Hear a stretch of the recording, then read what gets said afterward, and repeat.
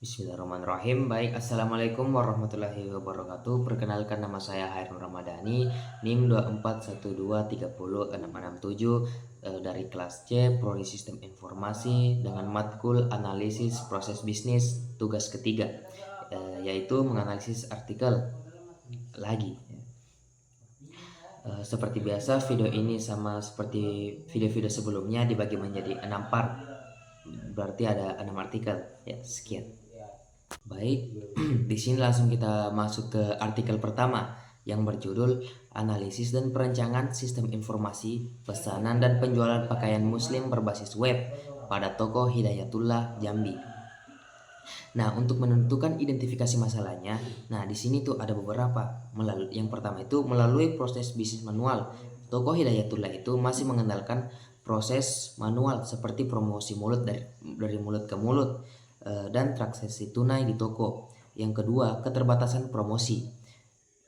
Media promosinya itu terbatas sehingga informasi produknya itu tidak tersebar luas.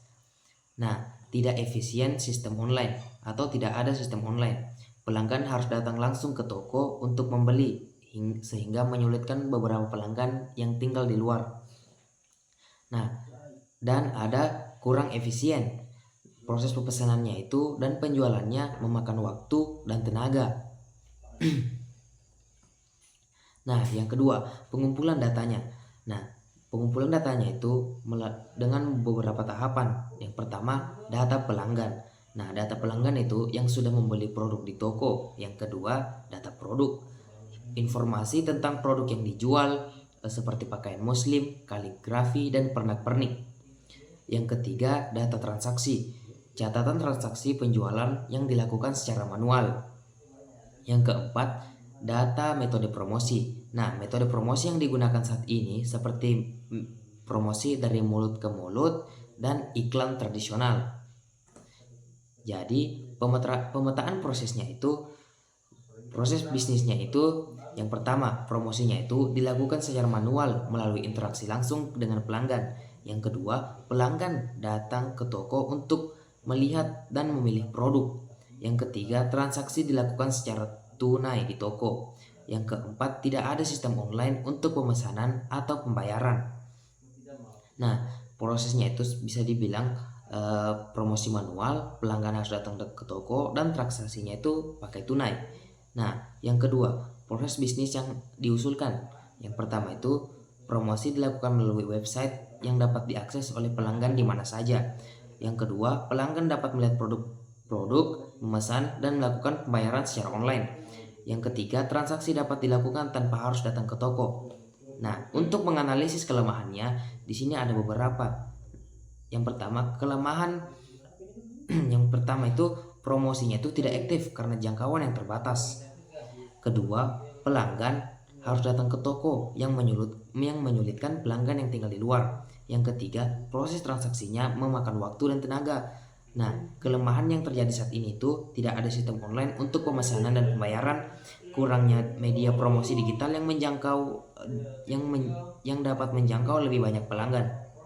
Jadi, untuk rekomendasi solusinya itu, yang pertama, membangun sistem pemesanan online dan penjualannya. Yang kedua, menyediakan opsi pembayaran digital.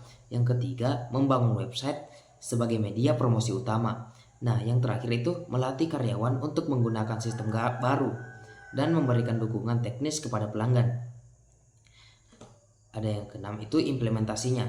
Implementasinya itu ada 4. Yang pertama, perencanaan sistem. Merancang sistem informasi berbasis web melalui UML atau Unified Modeling Language dengan diagram use case, activity diagram, dan kelas diagram. Pengembangan prototype. Membangun prototype sehingga sistem informasi pesanan dan penjualan berbasis web.